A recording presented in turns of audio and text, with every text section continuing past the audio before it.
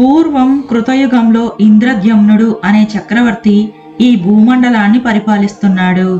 అతను కేవలం తన రాజ్యాన్ని పరిపాలించడమే కాదు, అపారమైన దాతృత్వానికి మరియు ధర్మానికి నిలువెత్తు నిదర్శనంలా నిలిచాడు. ప్రజారంజకంగా ధర్మబద్ధంగా తన రాజ్యాన్ని పరిపాలించాడు. దశమహాదానాలే కాదు, షోడశ మహాదానాలను కూడా విరివిగా చేశాడు ఆ రాజు. శాస్త్ర నియమానుసారం దానయోగ్యమైనవి మాత్రమే దానంగా ఇవ్వాలి. వీటినే దశదానాలు అంటారు. దూడతో ఉన్న ఆవు, భూమి, నువ్వులు, బంగారం, నెయ్యి, వస్త్రాలు, ధాన్యం, బెల్లం, వెండి, ఉప్పు, ఈ 10ంటిని దశదానాలుగా శాస్త్రాల్లో నిర్ణయించింది.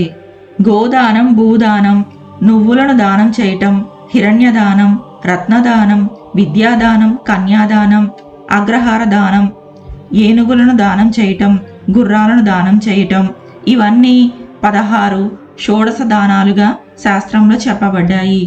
ఇలా ఎన్నో పుణ్య కార్యక్రమాలు చేసి అపారమైన పుణ్యాన్ని సంపాదించాడు ఇంద్రద్యుమ్నుడు.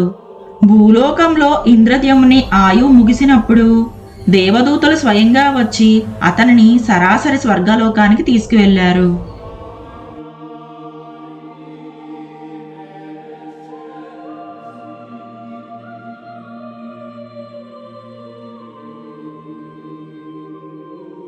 స్వర్గలోకంలో ఇంద్రద్యుమ్నుడు ఊహకందని దివ్యమైన సుఖభోగాల్లో మునిగిపోయాడు.